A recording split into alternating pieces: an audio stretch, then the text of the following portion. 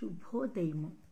మానవ సంబంధాల శీర్షికలో నేటి దయనీయమైన కథానిక పుట్టిల్లు. గార్డెన్లో కూర్చొని సెల్లో నా స్నేహితురాలతో మాట్లాడుతున్నాను. ఇంతలో ఎదురింటి విల్లాల నుండి ఘోరమైన ఏడుపులు, పెడబొబ్బులు, కేకలు, అరుపులు వినిపించసాగాయి. నేను ఆ హడావుడికి సెల్ ఆపేసి గేటు దగ్గరికి వచ్చి ఎదురింటి వైపు దృష్టి సారించాను. ఎదురింట్లోకి కేవలం 3 రోజుల క్రితమే కొత్తగా ఒక కుటుంబం రెంట్కి వచ్చింది. ఇంకా పరిచయం కాలేదు. గేటెడ్ కమ్యూనిటీ బంగ్లాలు కాబట్టి గుట్టు చప్పుడు కాకుండా నిశ్శబ్దంగా జీవన స్రవంతి జరిగిపోతుంటుంది. పండగలకు, పబ్బాలకు మాత్రము గెస్ట్ హౌస్, ఆఫీసులో గెట్ టుగెదర్లు జరుగుతూ ఉంటాయి. సరే, అసలు సంగతి. ఎదురింట్లో నుండి ఉన్నట్టుండి ఒక స్త్రీ ఆర్తనాదం బిగ్గరగా వినిపించింది. ఆపై ఇంట్లో నుంచి తిట్లు, బూతులు కూడా వినిపిస్తున్నాయి. లోపల హాల్లో నుండి ఒక పెద్ద మనిషి ఒక 18-19 ఏళ్ల అమ్మాయిని బరబరా బయటికి ఈడ్చుకుంటూ వచ్చి కాంపౌండ్ వాల్ వరకు లాక్కొచ్చి ఎడాపెడ చెంపల వాయగొట్టు కొడుతున్నాడు. దాంతో ఆ అమ్మాయి కాలితో ఆ అమ్మాయిని ఎడాపెడా తంతున్నాడు. చేతులతో వీపు మీద పిడిగుద్దులు గుద్దుతున్నాడు. ఒక నడివయసులో ప్రవేశించిన స్త్రీ కూడా ఆ అమ్మాయిని అందిన చోటల్లా కొట్టం సాగించింది. ఆ పెద్ద మనిషి, పోవే పో, ఇంకోసారి గడప దాటి లోపలికి వచ్చావంటే వీపు చీరేస్తాను, పో అవతలికి అంటూ ఎడాపెడా చెంపలు వాయిస్తుంటే ఆ యొక్క నడివయసు స్త్రీ కూడా ఆ యువతిని అనరాని మాటలు, బూతులు తిడుతూ పొడుగాటి జడను పట్టుకొని బలంగా గుంజటం ప్రారంభించి జుట్టు పట్టి కొట్టడం ప్రారంభించింది. ఇంకోసారి ఇంట్లోకి వచ్చావంటే ఊరుకునేది లేదు అంటూ లోపల నుంచి ఒక బ్యాగు తీసుకువచ్చి ఆ యువతిని, ఆ బ్యాగ్ను కలిపి గేటు బయటకు విసిరేసినట్టుగా తోసేశాడు.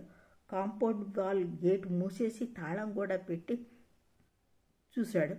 పదండి, ఏ తమాషా చూస్తారు, ఒక్క క్షణం కూడా ఉండనిచ్చేది లేదు దీన్ని అని అంటూ ఆ నడివయసు పెద్ద మనిషి సెక్యూరిటీని పిలిచి, ఈ ముండను ఇంకోసారి గేట్లోకి రానిస్తే ఊరుకునేది లేదు.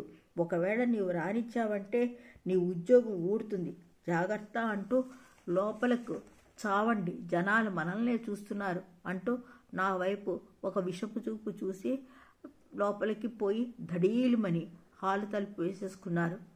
నాకు సరిగ్గా అర్థం కాలేదు. బహుశా కోడలట్టుంది. ఏ కట్టం తేలేదో, నగానట్రా తేలేదో, ఇంకా ఇవ్వాల్సిన కట్టం బాబు సొమ్ము ఇవ్వలేదో ఏమో, అందుకే కోడల్ని చితకబాది బయటికి నెట్టేస్తున్నారు అని అనుకొని పోలీస్ హెల్ప్ లైన్కి కాల్ చేసి మా గేటెడ్ కమ్యూనిటీలో జరిగిన అమానుష చర్యను వాళ్ళకి చెప్పాను. పోలీసులు వెంటనే రంగంలోకి దిగారు.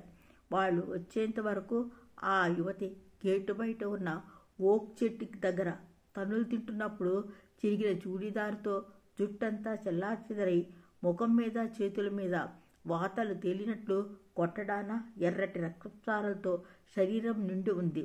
నేను ఆమె లోపలికి తీసుకొద్దామనుకున్నాను, కానీ పోలీసులు వచ్చే వరకు తీసుకెళ్ళటం మంచిది కాదు అని చెప్పి ఆమెను పరిరక్షిస్తున్నట్టు చేతులు కట్టుకొని ఆమెని ఒక కంట కనిపెడుతూ మా గేటు దగ్గర నుంచున్నాను.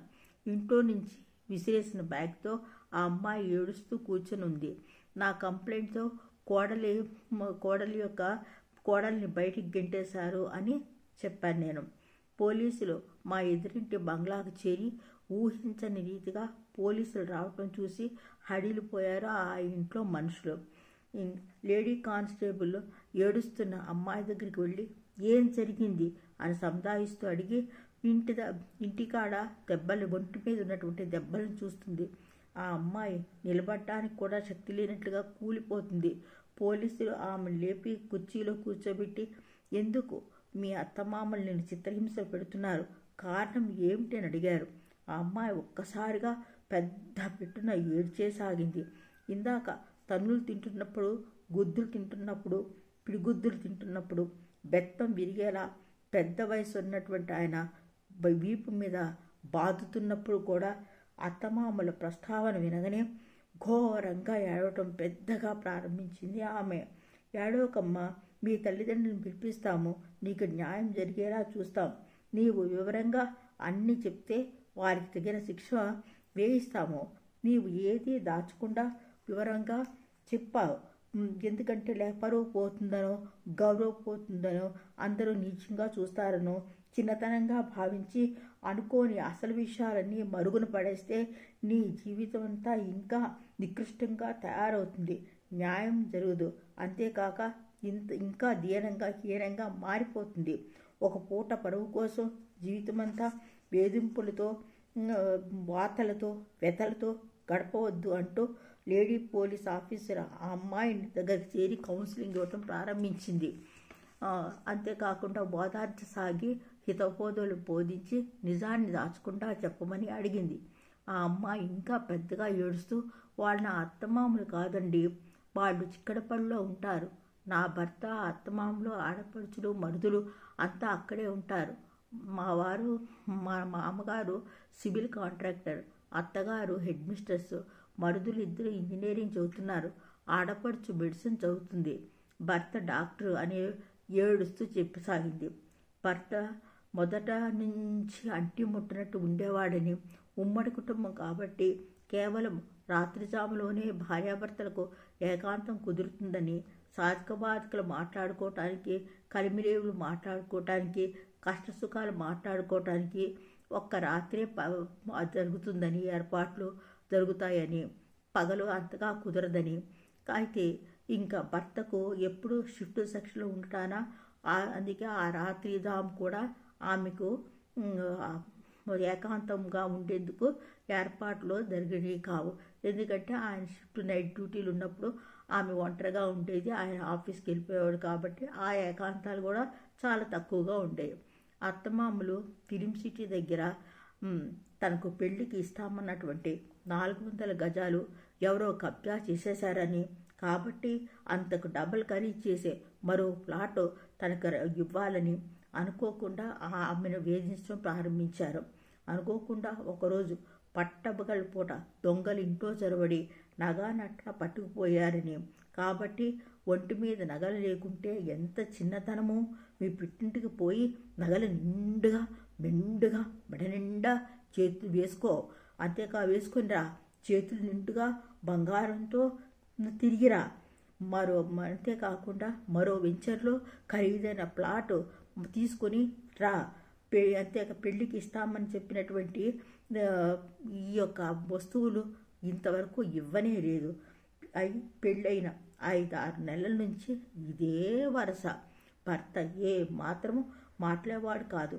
ముభావంగా ముక్తసరిగా వెళ్ళి మీ అమ్మా నాన్నలకి చెప్పు, అదే మా అమ్మా నాన్నలు చెప్పినవన్నీ చెప్పి వాళ్ళు ఏం పట్టుకురమ్మన్నారో పట్టుకురా, అట్లా వారు చెప్పినట్టు, మా తల్లిదండ్రులు చెప్పినట్టు చెయ్యి అని అన్నాడు భర్త. ఒక్కసారి మరిది వయసు 18-17 సంవత్సరాలు ఉంటాయి. బీటెక్ మొదటి సంవత్సరము చదువుతున్నాడు. ఇంట్లో అందరూ దగ్గర వారి పెళ్లికి వెళ్ళారు. ఆమెను రావద్దని చెప్పారు. మరిదికి సెమిస్టర్ పరీక్షలు జరుగుతున్నాయి. తిండి వంట వార్పు చూడవలసిందిగా ఆమెను ఇంట్లో వదిలి వెళ్ళారు. ఒక సమయంలో స్నానానికి బాత్రూంలోకి వెళ్ళిన ఆ అమ్మాయిని, అదేలేండి రమణి ఆ అమ్మాయి పేరు, వదిన తల్లితో సమానం అన్న విషయము మర్చిపోయి ఆమెను బలాత్కారం చేయబోతుంటే పరుగున అతని చేతుల్లో నుండి తప్పించుకొని బయటికి వెళ్ళిపోయింది. మొదటిసారి బంగారం దొంగలు ఎత్తుకెడితే పుట్టింటికి పోయి 2 బంగారం తే అని వెళ్ళగొడితే మా అమ్మగారు బెల్ట్ తీసుకొని రమణిని కొడుతుంటే 18 వయసు దాట ఆ పిల్లపై ఒక్కసారిగా దిగబడటం కనిపించింది ఆటోవాడి. అంతేకాకుండా మా అమ్మగారు బెల్ట్ తీసుకొని రమణిని కొడుతుంటే 18 సంవత్సరాల వయసు దాటినటువంటి ఆ పిల్ల ఏడుస్తూ ఆటో ఎక్కి దిల్సుఖ్ నగర్ చేరుకుంది. ఆటో వాడికి డబ్బు ఇచ్చేందుకు కూడా చిల్లిగా అవ్వలేక తల్లి ఏడుస్తూ తల్లిదండ్రులకు చెప్పి డబ్బులు ఆటో వాడికి ఇచ్చి పంపేసింది. విషయం తెలుసుకున్న తల్లిదండ్రులు మౌనంగా విని, ఇప్పుడేమంటావు, 20 లక్షల నగలు ఎక్కడి నుంచి తెమ్మంటావమ్మా, ఇప్పుడు నీ మౌనానికి అర్థం ఏంటి, అసలు వద్దుకొచ్చావు అంటే ఇప్పుడు మేము 20 లక్షల నగలు ఇవ్వాలా, దొంగలు ఎత్తుకుపోవటం అజాగ్రత్త మీదైతే మేము ఇవ్వాలా డబ్బులు, ఎక్కడి నుంచి తెమ్మంటావు, నీవు సర్దుకుపోవాలమ్మా, సర్దుకుపోవాలి అత్తమామలు 1-2 మాటలు అంటారు, అంత మాత్రానికే ఇంట్లో నుంచి పారిపోయి రావాలా? వద్దమ్మా వద్దు, ఏదో మెల్లగా నీ అత్తమామలతో సర్ది చెప్పు. ముందు నీ భర్తను వేడుకో అమ్మా, ఆయనే తల్లిదండ్రులకి చెప్తాడు. వెళ్ళమ్మా వెళ్ళు, మేము ఒక్క కాసు బంగారం కూడా ఇచ్చే స్థితిలో లేము అంటూ ఇంకా అక్కడక్కడే తచ్చాడుతున్నాం. ఆటో డ్రైవర్ని పిలిచి అదే ఆటోలో అత్తారింటికి పంపేశారు తల్లిదండ్రులు. వట్టి చేతులతో ఇంటికి అది 1 గంటలో వచ్చేసింది కాబట్టి అప్పుడే బెల్ట్ కొట్టి బాది ఇంతలో ఊపుకుంటూ వచ్చేసిందే చూసి అత్తగారు ముఖములో కోపంతో ఉడికిపోయింది. ఆమె ముఖములో క్రోధము కనిపించింది. అత్తగారు కూర కలుపుతున్న వేడివేడి గంటెతో వీపు మీద చరిచింది. ఆ గంటె ముందు ఆ ముఖం మీద తగిలి ఆపై వీపు చేరింది.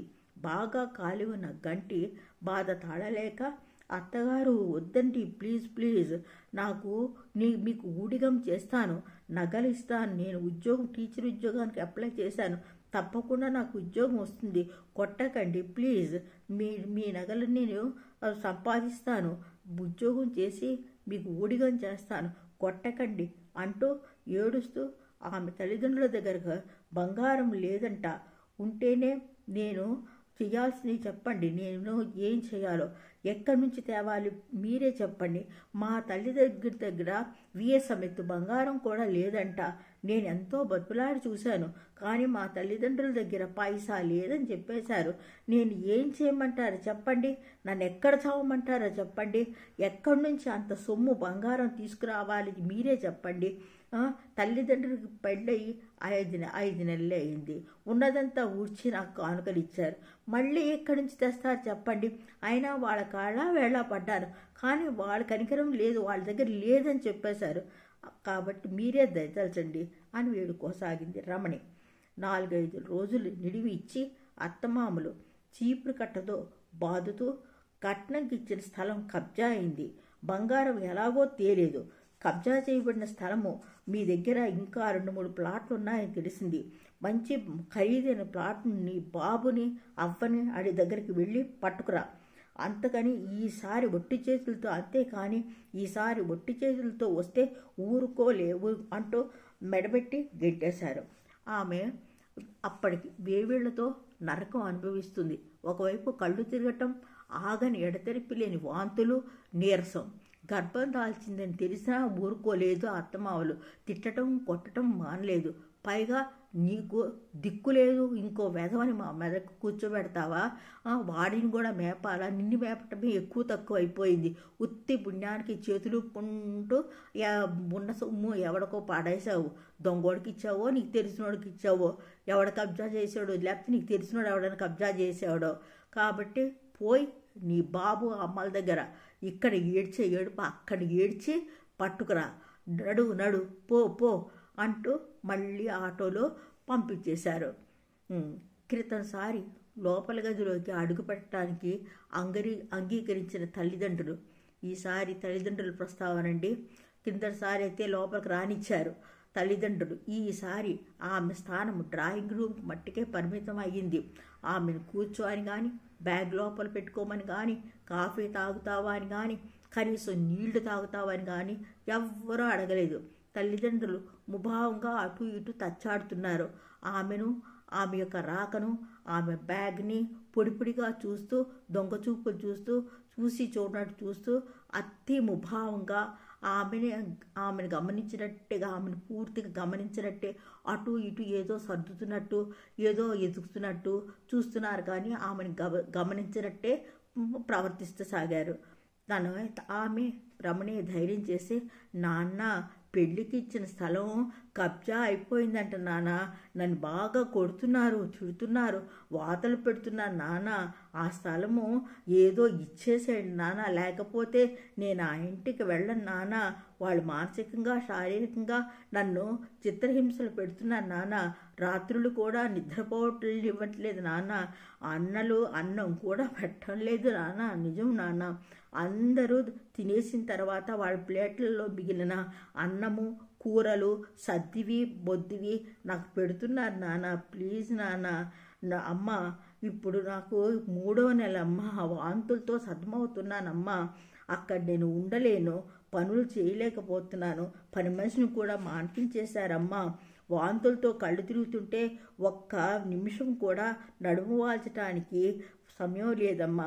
బెత్తంతో చీపురు కట్టతోటి కొట్టి చంపుతున్నారమ్మా. నేను అక్కడ ఉండలేను నాన్న, ప్లీజ్ నాన్న, నన్ను ఇంటికి ఇక్కడే ఉండిపోతాను నాన్న.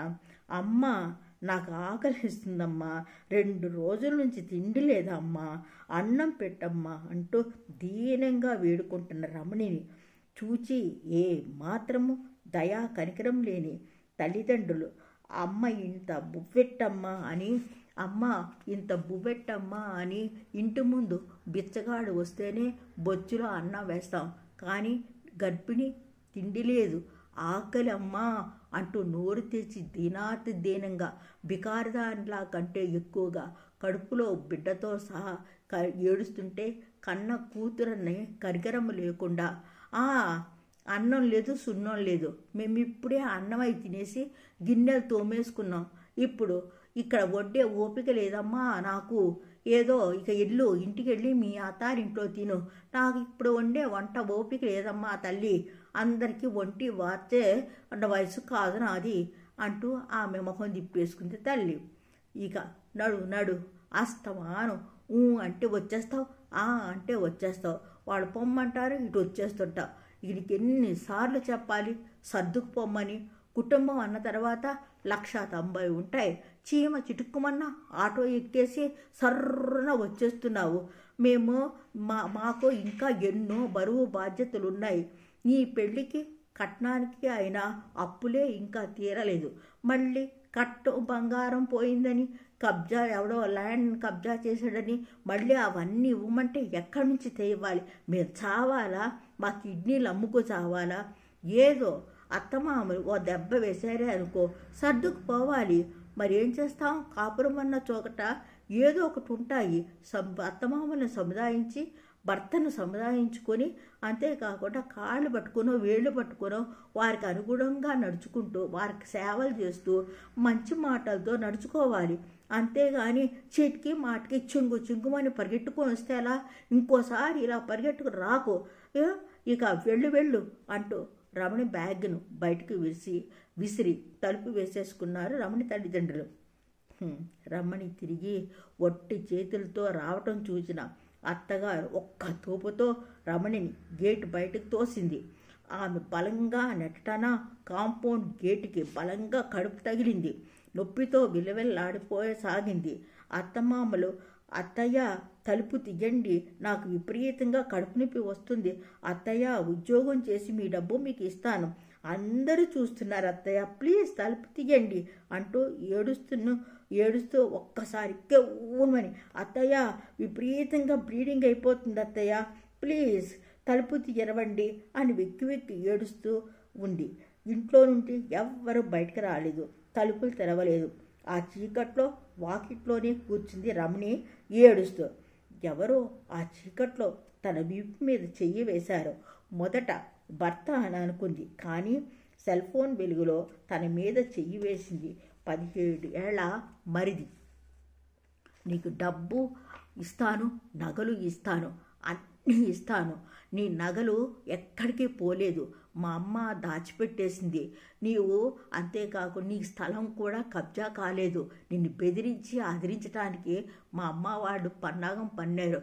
అవన్నీ ఇంట్లో మా అమ్మ దాచిపెట్టింది. పేపర్లు కూడా, ఆ సేల్ డీడ్స్ అన్నీ కూడా మా దగ్గరే ఉన్నాయి. నీవు నా దగ్గర పడుకుంటే అన్నీ తెచ్చేసి నీకు ఇచ్చేస్తాను. నీవు ప్రతిరోజు ఇదిగో ఈ అవుట్ హౌస్ ఖాళీగా ఉంది కదా, ఇక్కడ ఎవ్వరూ లేరు, అందరూ పడుకున్నాక వచ్చేయి. ఆ గదిలో మంచం, ఫ్యాను ఉన్నాయి. స్వర్గం చూపిస్తాను. మా అన్న ఉన్నాడు చూసావు, వాడొక పెద్ద చవట, పెద్ద దద్దమ్మ, దద్ది, ఎందుకు పనికిరాడు.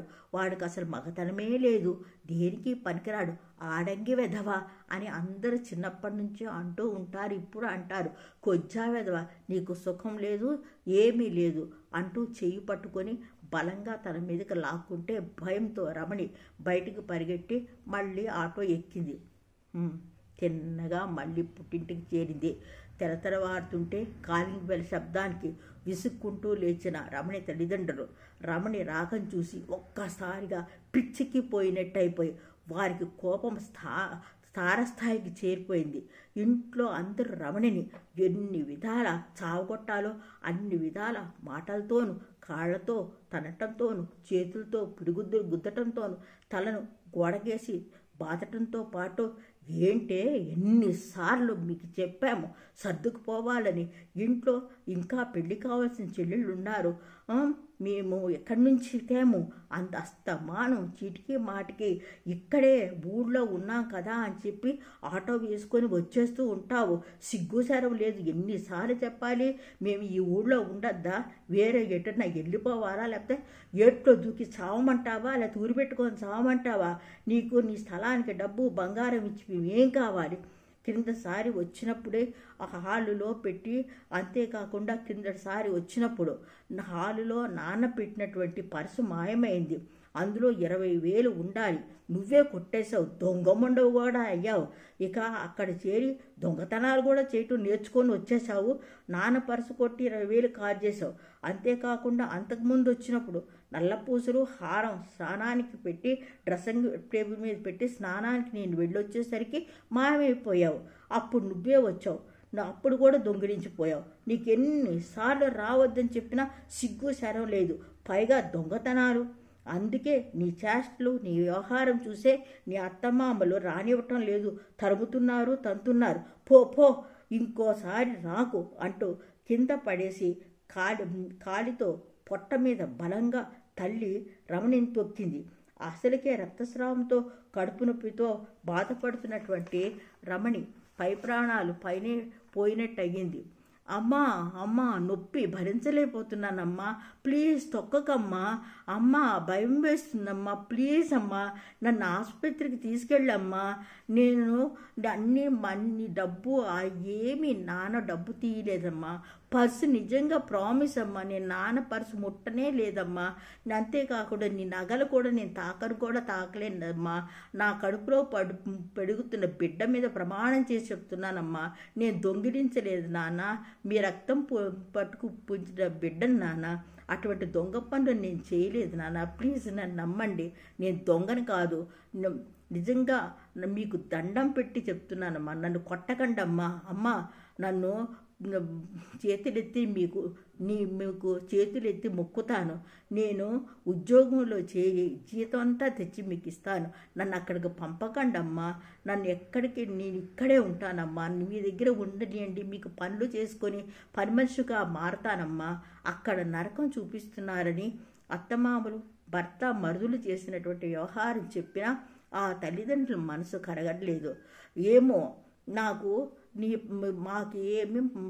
కుదరలేదు, ఏమో నా ప్రమేయం ఏముంటుందో తెలియట్లేదు, కడుపు లేదు గిడుపు లేదు, మేమేం చేయాలి ఇప్పుడు, ఇంకా కడుపు అంటావో తీయించుకుంటావో నరికించుకుంటావో ఏం చేస్తావో మాకు తెలీదు, కడుపు లేదు గిడుపు లేదు, ఆ ఏడుపు ఏదో నీ అత్తమామల దగ్గరికి వెళ్ళి ఏడు, ఇంకోసారి గుమ్మంలోకి రాకు అంటూ కొట్టి తిట్టి తన్ని బయటికి నెట్టేసింది. ఆమె అత్తమామలు కాదు, ఆమె పుట్టింటి వారు, ఆమెను కన్న తల్లిదండ్రులు. అంతా విన్న మహిళా పోలీస్ ఆఫీసర్ కంగుతుంది. అత్తమామలు వేధించారు, అవి వేధింపులకు గురి అయింది అని అనుకుంది. ఇక్కడ పుట్టిల్లు ఆమెను ఏ మాత్రము కనికరించకుండా ఆమె బాధ వ్యధ దీనస్థితి దీనమైనటువంటి మనుగడను గుర్తించకుండా గర్భవతి అని కూడా చూడకుండా తగిన సలహాలు సంప్రదింపులు జరపకుండా ఎక్కడ 2 మంచి మాటలు మాట్లాడితే పుట్టింట్లో ఉండిపోతుందో అని నిర్దాక్షిణ్యంగా కనికరము దయ జాలి కరుణ లేకుండా రమణిని వేధించటంలో అత్తమామల కంటే 10 రెట్లు ఎక్కువ మానసిక శారీరక దుస్థితికి కారణమయ్యింది పుట్టిల్లు. అంతేకాకుండా పోలీసులకు రమణి అత్తమామలు వేధింపులకు గురి చేశారని, నిర్దాక్షిణ్యంగా మానసికంగా శారీరకంగా గురి చేశారని అన్న రిపోర్టుని చింపేసి పుట్టింటి వారు ఆమె రోదన వ్యధ తెలుసుకొని సలహాలు ఇవ్వటం కానీ ఒక దారి చూపటం కానీ చేయకుండా రక్తం కారేలా కొట్టి గర్భవతి అయినటువంటి ఆ యొక్క గర్భము ఛేదనానికి కారణమయ్యారు. ఎందుకంటే బలంగా తోయటానే ఆ బిడ్డ మా గర్భస్రావం అయిపోయింది. అంతేకాకుండా ఆమె మనసు హృదయము ఛిద్రమైపోయింది. చిల్లులు తూట్లు పడేలా మాటలతో చేతులతో పొడిచి చంపేశారు. మానసికంగా చంపేశారు. అంతేకాకుండా ఆమెను మానసికంగా కుంగదీశారని రిపోర్ట్ వ్రాసి ఇచ్చి రమణికి కౌన్సిలింగ్ ఇప్పించి ఆమెకు మనశ్శాంతి కలిగించి శిశు మహిళా సంస్థలో ఆమెకు ఒక దారి చూపాలని నిర్ణయించుకున్నాను. మొట్టమొదట నేను అత్తమామలే ఆమెకు నిర్దాక్షిణ్యంగా గెంటేసి ఆమెను మానసికంగా శారీరకంగా హింసించారని చెప్పి మొదట నేను రాసిచ్చినటువంటి ఆ యొక్క రిపోర్ట్ వెనక తీసుకొని పుట్టింటి వారు చేసినటువంటి ఘనకార్యాలను గురించి రిపోర్ట్ ఇచ్చి మరి తగినటువంటి శ్రద్ధ తీసుకోమని వారికి రావాల్సిన తగిన శిక్ష విధించమని పోలీసులకు ఒకసారి విన్నవించి ఇక ఈ యొక్క రమణి బాధ్యతను ఆమె యొక్క మానసిక శారీరకంగా ఆమెను ఎటువైపు తీసుకువెళ్లాలో మహిళా సంస్థల్లో ఆమెకు ఒక దారి చూపాలని నిర్ణయం తీసుకున్నాను. సరేనా? ఇంక సెలవు మరి. శ్రీమతి మేరీ పద్మలత.